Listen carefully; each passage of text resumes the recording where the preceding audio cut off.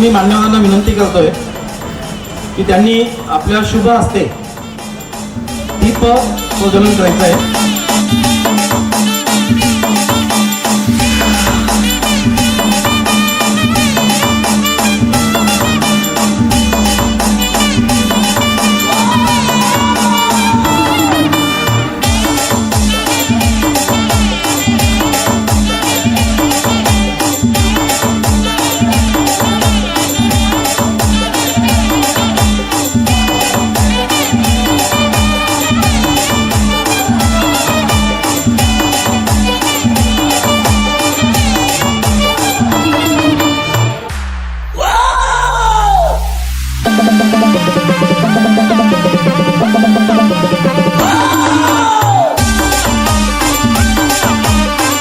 स्वागत करते advocate Yashwant गोदे.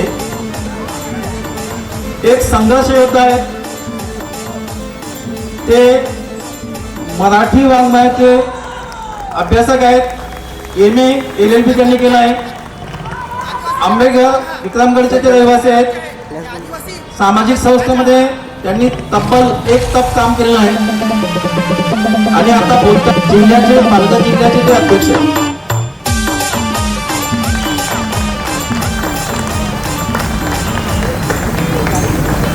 Sir, तुमचं मनापासून स्वागत.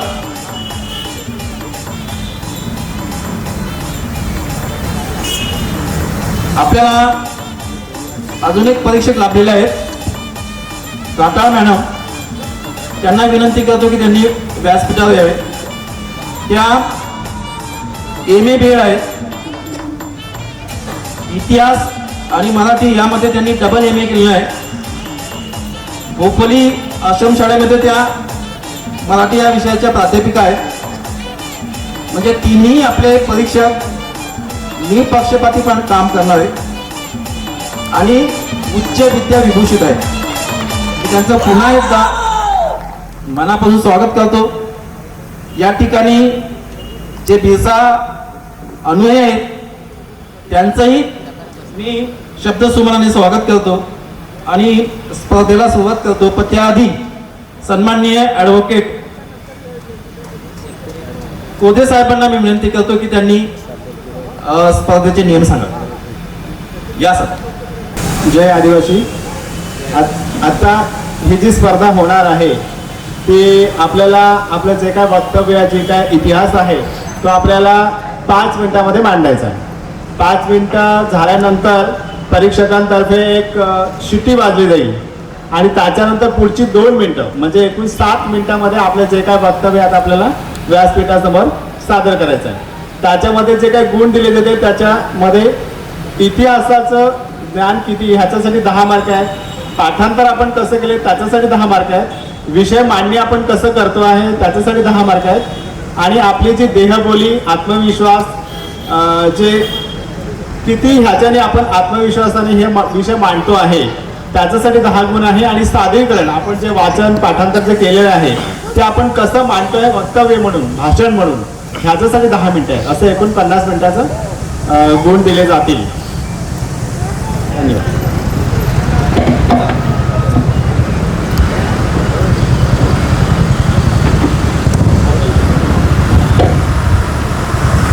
थेट रामायण महाभारतापासून आदिवासींचा शौर्याचा, त्यागाचा, निस्वार्थीपणाचा, स्वाभिमानाचा इतिहास आपल्याला बघायला मिळतो. पण मध्यंतरीच्या काळामध्ये लिटरली त्याच्याकडे दुर्लक्ष करण्यात आलं.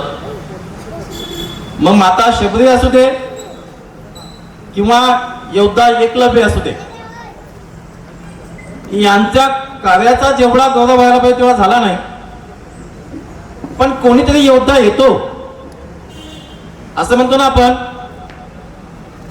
एक हवाल असतो, एक काळ असतो. एक योद्धा जन्माला येतो आणि ह्या सगळ्या गोष्टी, हा दैदिप्यमान इतिहास जगासमोर मांडतो.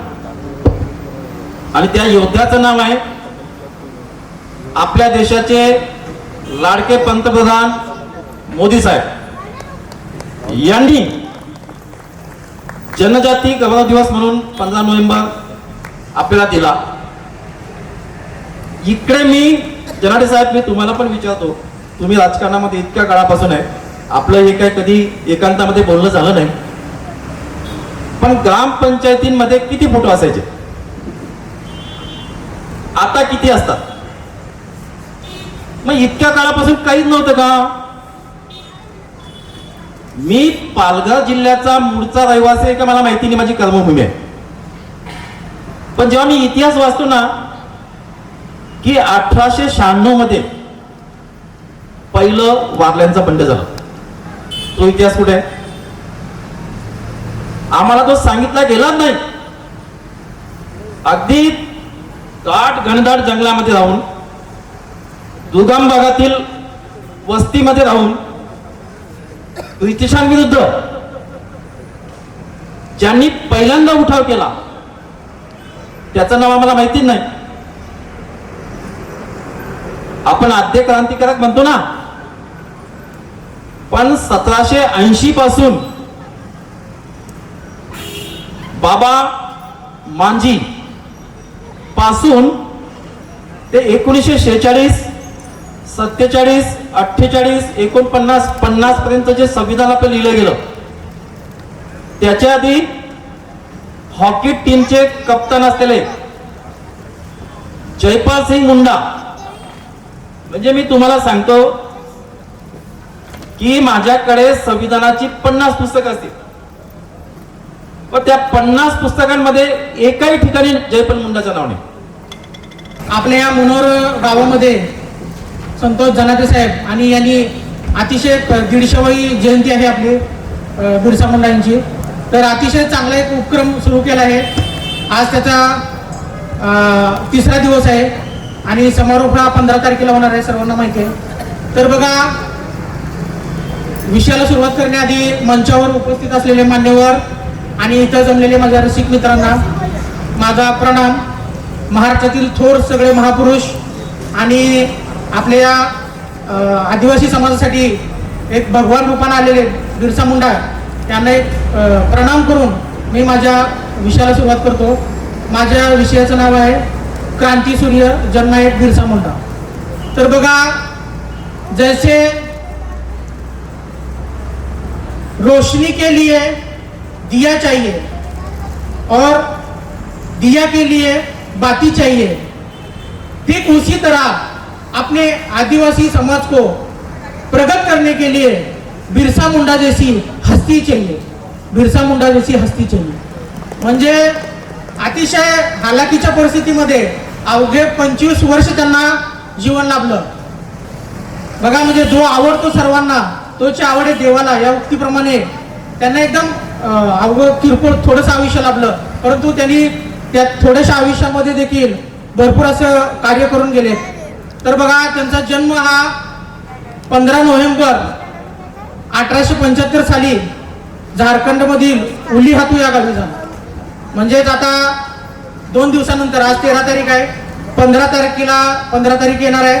तर 15 नोव्हेंबर हा दिवस कुमार सरांनी सांगितल्याप्रमाणे जनजाती गौरव दिवस म्हणून सर्वत्र शासनानं साजरा करण्याचं ठरवलेलं आहे. तर अशा या बिरसा मुंडांचा जन्म झारखंड येथील उलीहातू या गावामध्ये अतिशय गरीब कुटुंबामध्ये झाला होता. त्यांच्या आईचं नाव कर्मी होतं, वडिलाचं नाव सुगुणा मुंडा होतं. तर बघा, अतिशय हालाकीच्या परिस्थितीमध्ये त्यांनी समाजासाठी ब्रिटिश राजवट होती त्या काळात, तर ब्रिटिशांनी त्यांना अक्षरशः तुरुंगामध्ये घातलं. त्यांनी 2 वर्ष 12 दिवस तुरुंगवास म्हणजे भोगला आहे समाजाच्या हितासाठी. तर बघा, अशा या व्यक्तिमत्वाला आपण खरंच आपलं भाग्य मानतो की अशा हे व्यक्तिमत्व आपल्याला लाभलं आहे. तर आणखी सांगायचं झालं तर बिरसा मुंडा हे आपल्या आदिवासी समाजासाठी जे अन्याय अत्याचार होत होते त्यांना स्वातंत्र्य मिळवण्यासाठी ब्रिटिश लोकांशी झगडले आणि त्यांनी त्या जुलमी राजवटीला न जुमानता तुरुंगवास उपभोगला आणि स्वतः तुरुंगात जाऊन त्यांच्या एक आयुष्यातील एक प्रसंग आहे, मी तुम्हाला सांगतो. तर बघा, त्यांना ब्रिटिश सरकारने त्यांच्या विरुद्ध आवाज उठवल्यामुळं 2 वर्ष 12 दिवसाची त्यांची तुरुंगवासाची सजा झाली. सजा झाल्यानंतर आपल्या नियमानुसार त्यांना त्यांचे कपडे देण्यात आले, त्यांचं जे सामान होतं. परंतु त्यांच्या सामानामध्ये त्यांची पगडी आणि चप्पल नव्हती. तर त्यांना वाईट वाटलं. ते अस्वस्थ झाले की माझ्या ह्या सामानामध्ये हे दोन्ही नाही. म्हणजे ब्रिटिशांनी इतके त्यांच्यावर जुलूम केलं की त्यांनी जो त्यांचा कारवास होता तो नियमानुसार तो भोगला, तरी सुद्धा त्यांनी ती खोडसाळपणा केला आणि त्यांची पगडी आणि ते चप्पल मुद्दामून त्यातून काढून टाकलं. तर म्हणजे असे हे स्वाभिमानी व्यक्तिमत्व होतं. तर बघा, आणि दुसरं सांगायचं झालं तर बिरसा मुंडा यांना त्या काळामध्ये जननायक ही उपाधी मिळाली, किताब मिळाला, म्हणून त्यांना जननायक या नावानं सुद्धा संबोधतात. तर अशा या बिरसा मुंडा यांचं जीवन अतिशय प्रेरणादायी आहे आपल्यासाठी. कारण आयुष्य काय म्हणतात, थोडंसं जगावं पण चमकून जावं, हे कुणाकडून शिकावं, ते आपल्या भगवान बिरसा मुंडा यांच्याकडून शिकावं. त्यांना अवघं 25 वर्षाचं आयुष्य आहे. त्यांचा जन्म 1875 साली झाला आणि त्यांचा मृत्यू 1900 साली झाला. म्हणजे बघा, किरकोळ किती 25 वर्षाचं आयुष्य म्हणजे काय असतं. पण त्या काळामध्ये एवढी त्यांनी क्रांती करून गेली. तर इतिहासामध्ये आज सुद्धा, आता मी शिक्षक आहे, आपल्या अभ्यासक्रमामध्ये बिरसा मुंडा यांचा धडा आहे. म्हणजे मरावे परी कीर्तिरूपी उरावे, ही जी युक्ती आहे ती यांच्या नावाला एकदम साजीची आहे. तर बघा, यांनी त्या काळामध्ये आपल्या या समाजाचं प्रगती व्हावी यासाठी उल गुलाम ही एक मोठी चळवळ, क्रांती त्यांनी निर्माण केली. ते उल गुलाममुळं सर्व समाजामध्ये त्यांनी जे आदिवासी लोकांना त्यांचे न्याय, हक्क आणि त्यांना जे अधिकार होते, तुमचे अधिकार काय आहेत हे समजावून सांगण्याचं धाडसावून त्यांनी काम केलं. उल गुलाम या म्हणजे एक क्रांतिकारी चळवळ उभा केली. कुणाचाच पाठिंबा नव्हता त्यांना. त्यांनी सवंगडी बनवले. त्यातून त्यांनी छत्रपती शिवाजी महाराजांनी कसं मुठभर मावळ्याच्या जोरावरती बलाढ्य अशा शत्रूला नमवलं, अगदी त्याचप्रमाणे यांनी देखील ब्रिटिश राजवटीला जुमानलं नाही अजिबात. आणि त्यांनी एक म्हणजे अप्रतिम असा बदल या समाजामध्ये घडवून आणला. तर बघा, उल गुलाम हे चळवळ ही सर्वांना आपल्याला माहिती आहे. तर दुसरा आणखी सांगायचं झालं तर त्यांनी ब्रिटिश, तुम्हाला माहिती आहे ब्रिटिश कसे होते. तर आपल्याकडे एक म्हण आहे, भटाला दिली ओसरी आणि भट हातपाय पसरी. ते व्यापार करण्यासाठी आपल्या भारतामध्ये आले, परंतु व्यापार न करता त्यांनी आपल्या भारताला एकेकाळी म्हणायचं का सोन्याची चिडिया असं या भारत देशाला म्हणत होते. परंतु त्या ब्रिटिश लोकांनी आपल्या भारताचं सगळं काही लुटून, जुलमी, त्यांचे नियम लादून, कर लादून आपल्या भारतीयांवर इतका अन्याय केला आणि शेवटी आपल्या भारत देशाला 1947 रोजी स्वातंत्र्य मिळालं. आणि त्या काळातले जे क्रांतिकारक होते ते भगवान बिरसा मुंडा होते. तर बघा, यांना धरती आबा या नावाने सुद्धा ओळखलं जातं. म्हणजे जे आदिवासी लोकांचे हक्क, जमिनी, न्याय, कुळ वहिवाटी हे सगळं मिळवून देण्याचं काम त्यांनी आपल्या समाजासाठी केलं. आमूलाग्र असा बदल त्यांनी या समाजामध्ये घडवून आणला. कोणी मुठभर लोक त्यांच्या सोबत होते, फक्त साथ देणारे, तरी देखील ते घाबरले नाहीत. ब्रिटिश राजवट भरपूर मोठी होती, परंतु त्यांनी याला घाबरले नाहीत आणि अतिशय मध्यम कुटुंबामधून त्यांनी या कार्याला प्रारंभ केला. आणखी एक सांगायचं झालं तर बिरसा मुंडा यांचं कार्य हे आज आपण त्यांची 150वी जयंती साजरी करणार आहोत 15 तारखेला. तर मला आपल्या सर्वांना एकच सांगायचं आहे की त्यांच्याकडून आपण काहीतरी प्रेरणा घेतली पाहिजे. त्यांच्याकडून आपण आपल्या जीवनामध्ये त्यांनी ज्याप्रमाणे संघर्ष केला, आपल्या समाजाची मुलं जरा शिकली पाहिजेत, सुधारली पाहिजेत. तर आपण सर्वांनी त्यांच्यापासून प्रेरणा घेऊन, शिक्षण घेऊन आपल्या समाजातील मुलांना सर्व शासनाच्या ह्याच्यातून लाभ आहेत त्या योजनांचा लाभ घेऊन नोकरी मिळावी, सर्वांचं चांगलं व्हावं. आणि चांगलं झालं तर त्यांचं जे प्राणाचं त्यांनी बलिदान दिलेलं आहे त्याचे एक चीज होणार आहे. त्यांचे प्राण हे बलिदान व्यर्थ जाणार नाही, कारण त्यांनी आपल्या समाजासाठी जगले, त्यांनी त्यांच्या कुटुंबाचा विचार नाही केला. तर मित्रांनो बघा, तर हा संदेश आहे. आपण 150वी जयंती साजरी करणार आहोत आता परवा दिवशी. तर त्या निमित्तानं एक मला तुम्हाला सर्वांना एक सांगणं आहे. आणि शेवटी मी एकच सांगेन का धन्य धन्य ती भूमी, धन्य धन्य ती भूमी आणि धन्य धन्य ते जनन आहेत, धन्य धन्य ते जनन आहेत. नमस्कार, माझे नाव योगेश बाळूबाबर. मी आपणासमोर एक अत्यंत महत्त्वाचा विषय मांडणार आहे. तो म्हणजे क्रांतीसूर्य भगवान बिरसा मुंडा. वय वर्ष फक्त 25, मात्र भारतीय संसदेमध्ये ज्यांचं अभिमानाने चित्र लावलं गेलं ते म्हणजे क्रांतीसूर्य भगवान बिरसा मुंडा. वय फक्त 25, मात्र बिहारमधलं जेव्हा झारखंड हे राज्य वेगळं झालं, या झारखंड राज्याने स्वतःचा स्थापनेचा दिवस ठरवला, तो म्हणजे क्रांतीसूर्य भगवान बिरसा मुंडा यांचा जन्मदिवस 15 नोव्हेंबर 1875. या दिवशी त्यांनी आपल्या राज्याचा जन्मदिवस ठरवला. खरं तर भगवान बिरसा मुंडा यांचा जन्म झारखंड मधील रांची जिल्ह्यातील उलियातू ह्या गावी, छोट्याशा गावी झाला.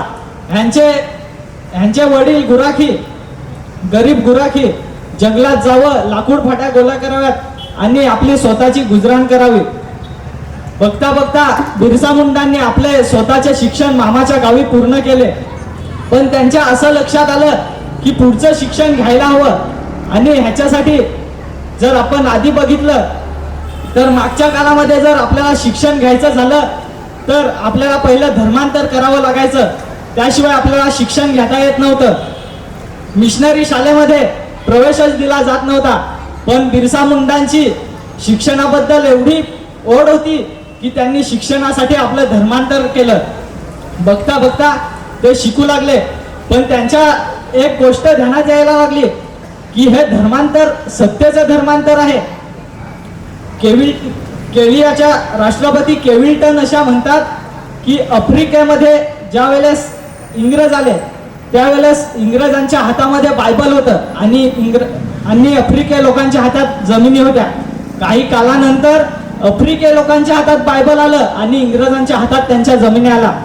हे बिरसा मुंडांच्या मनात त्यांच्या आलं की हे इंग्रज आपल्याला सवलती देतात, शिक्षण देतात, पण हे खरं तर आपल्यावर राज्य करायला आलेत, आपली जमीन हिसकावायला आलेत, त्यांची संस्कृती आपल्यावर थोपवायला आलेत आणि आपली संस्कृती नष्ट करायला लागलेत.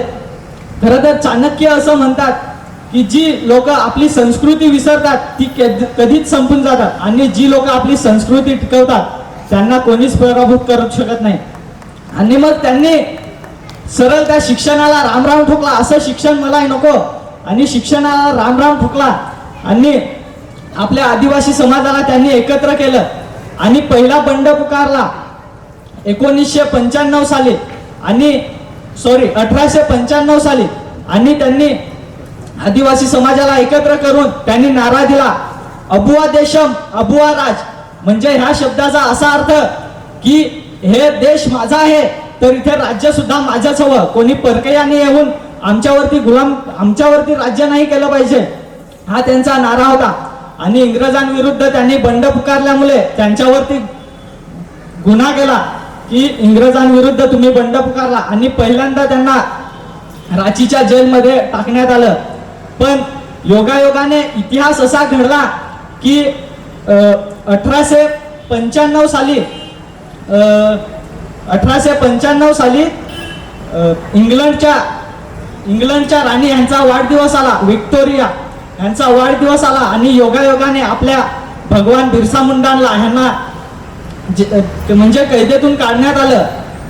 आणि ते विचार करू लागले की मी कैदेतून तर सुटलोय पण माझा समाज आजही तुरुंगवासात आहे, त्यांना बाहेर काढायला हवं. आणि ते तुरुंगाच्या बाहेर येऊन सुद्धा त्यांनी परत आदिवासी समाजाला एकत्र केलं आणि बंड पुकारले. असे ते बंड पुकारत राहिले आणि इंग्रजांना कळून चुकले की यांना सोडायला नाही पाहिजे होतं. मात्र ते इंग्रजांच्या डोल्यात ते म्हणजे सलत होते. आणि काही कालानंतर मग ते इंग्रजांनी त्याच्यावरती बक्षीस लावलं. जो कोणी धरती आबा बिरसा मुंडा ह्यांना जो पकडून आणेल त्याला 500 रुपयाचं इनाम दिला जाईल. त्या काळात असं म्हटलं जायचं की आदिवासी समाजाला 10 रुपयाच्या खाऊच्या पुडीची सुद्धा स्वप्न पडत नव्हती. एवढे मोठे होते ते 10 रुपये. आणि त्या काळात 500 रुपयाचं इनाम लावलेलं. आत्ताच्या काळात जर आपण तेच जर बघायचं झालं तर किमान ते 50 लाख रुपये होतात. हे 500 रुपये बक्षीस लावलं गेलं. पण शेवटी ह्या मातीला श्राप होता तो दगाबाजीचा. एकाने दगा केलाच आणि भगवान बिरसा मुंडा यांना पकडण्यात आलं. बिरसा मुंडा यांना पकडलं आणि आपले आदिवासी समाज लाखोच्या संख्येने तिथे आले. त्यांना पकडून नेताना आपला आदिवासी समाज ढसढसून रडत होता. लहान लहान लेकरं त्यांच्या मागे फिरत होते. कुठे घेऊन चालले आमचे धरती आबा, कुठे घेऊन चालले आमचे क्रांती सूर्य, कुठे घेऊन चालले सांगा ना, असे करून त्यांच्या मागे रडत होते. आणि अखेर 9 जून 1900 ह्या साली अखेर त्यांच्या सकाळी त्यांचं निधन झालं. आणि त्यांचं निधन झालं सकाळी रक्ताच्या उलट्या होऊन त्याचं निधन झालं. एवढं बोलून माझे 2 शब्द संपवतो. धन्यवाद. जय जवाहर. सर्वांना माझा नमस्कार. माझे नाव आरोही शांतप्पा जांगे. आज मी एका अशा विषयाबद्दल सांगणार आहे ज्याचं पान भारतीय इतिहासाच्या पुस्तकात सुवर्ण अक्षरांनी लिहिलं गेलं पाहिजे. पण दुर्दैवाने ते पान आजही अर्धवटच उघडं राहिलं आहे. तो विषय म्हणजे आदिवासी समाजानं भारतीय स्वातंत्र्य लढ्यातील योगदान. ज्या वनरानातून स्वातंत्र्याचा पहिला नारा घुमला, ज्या वनरानातून स्वातंत्र्याचा पहिला नारा घुमला, ज्या मातीने शूरांचे रक्त पिऊनही अभिमानाने डोकं वर केलं, ज्या मातीने शूरांचे रक्त पिऊनही अभिमानाने डोकं वर केलं, ती माती होती आदिवासींची माती. ती माती होती आदिवासींची माती. स्वातंत्र्य लढ्याची पहिली टिंगी फक्त 1855 मध्ये नव्हे तर त्याआधी 1799 आणि 1803 मध्ये आदिवासी समाजाने पेटवली होती. 1774 चुवार बंड झारखंड बंगालमध्ये तेव्हा ब्रिटिशांनी जंगल जप्त केली, कर वाढवले आणि जनतेचा जगण्याचा हक्क हिरावला. तेव्हा तिलका मजही नावाचा पहिला आदिवासी वीर उभा राहिला. त्यांनी डोंगर जंगलात राहून ब्रिटिशांशी युद्ध केले. पण अखेरीस 1885 त्यांना फाशी देण्यात आली. इंग्रजांना फाशी देत असताना ते म्हणाले, माझं शरीर जरी मारलं तरी माझी माती स्वातंत्र्याचे बीज पेरेल. पुढे माझं शरीर जरी मारलं तरी माझी माती स्वातंत्र्याचे बीज पेरेल. पुढे 1885 संथाळ बंधू सिद्धू आणि कानू मुर्मू यांनी इंग्रजांविरुद्ध मोठं बंड पुकारलं. त्यांचं आंदोलन इतकं व्यापक होतं की ब्रिटिश सेनेलाही त्यांना थोपवायला अडचण आली. त्याच काळात भिल समाजाने देखील इंग्रजांविरुद्ध हत्यारे उचलली. गुरु गोविंद सिद्धू कानू मुर्मू टेंट्या भिल यांचे नाव प्रत्येक स्वातंत्र्यप्रेमीच्या मनात कोरली गेली पाहिजे. टेंट्या भिल यांना तर आदिवासींचा रॉबिनहूड म्हणतात. ते श्रीमंतांकडून घेत आणि गरिबांना देत, पण एकच ध्येय होते, स्वातंत्र्य. पुढे 1774 मुंडाबंड आणि मग आला एक नवा युग पुरुष भगवान बिरसा मुंडा. त्यांनी अबुआ दिसूम आणि अबुआ राज्य अशा घोषणा दिल्या, म्हणजे आमचा देश आणि आमचा राज्य. त्यांनी आदिवासींना स्वाभिमान, शिक्षण आणि एकतेचे बळ दिले. इंग्रजांना डोंगरदऱ्यातून हाकलवून दिले. पण फक्त 25व्या वर्षी ते आपल्या देशासाठी हुतात्मा झाले. पण त्यांचे नाव आजही प्रत्येक आदिवासींच्या मनात जिवंत आहे. गोरों को खुद पर बड़ा ही गुरूर था, गोरों को खुद पर बड़ा ही गुरूर था, उस गुरूर को घटा दिया था, उस गुरूर को घटा दिया था. बिरसा ने अपने तीरों से अंग्रेजी बंदूकों को धूल चटा दिया था. बिरसा ने अपने तीरों से अंग्रेजी बंदूकों को धूल चटा दिया था. पुढे भारत स्वतंत्र झाला आणि इंग्रज भारतातून निघून गेले. पण आदिवासींचा संघर्ष संपला नाही. त्यांना आपली जमीन, आपले अधिकार टिकवण्यासाठी आजही लढावं लागतंय. पण त्यांनी कधी हार मानली नाही.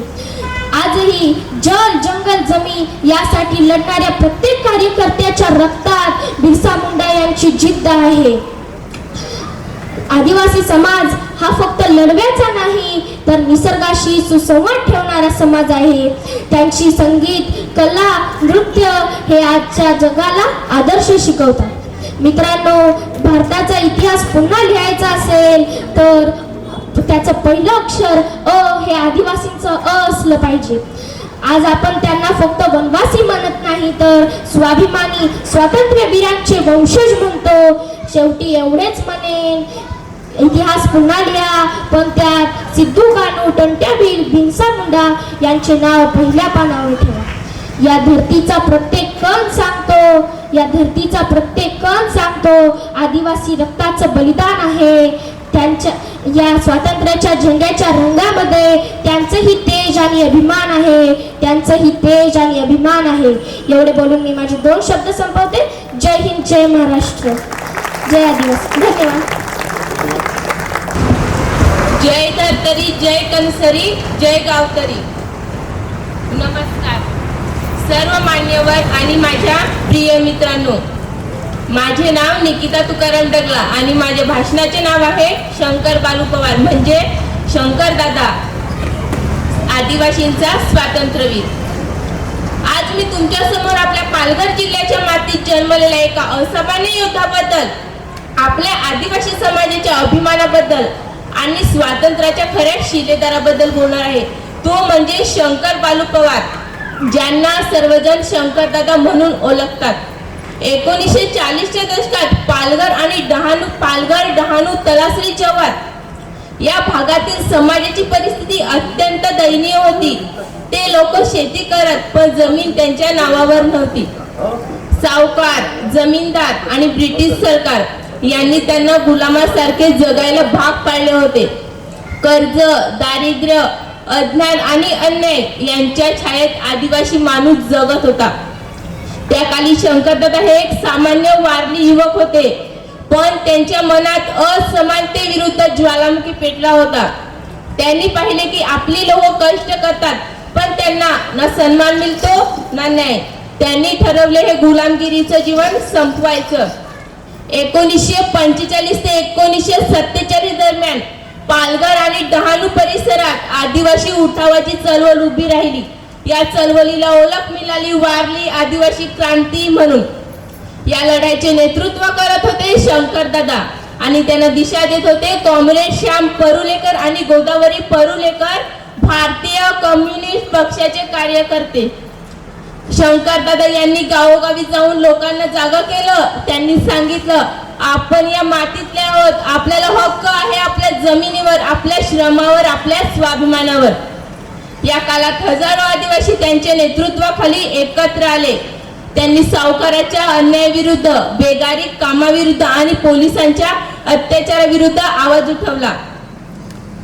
शंकरदादा यांनी फक्त आंदोलने केली नाही तर संघटन उभी केली.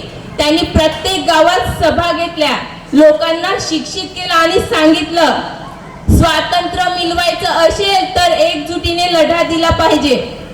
त्यांनी आदिवासी महिलांनाही चळवळीत सहभागी केलं, जे त्या काळात फार मोठं पाऊल होतं. ब्रिटिश सरकारलाही जाणवलं की हा उठाव केवळ आर्थिक नाही तर आत्मसन्मानासाठीचा संघर्ष आहे. आजही पालघर जिल्ह्यातील अनेक ठिकाणी लोक त्यांना आदिवासींचे गांधी म्हणून ओळखतात.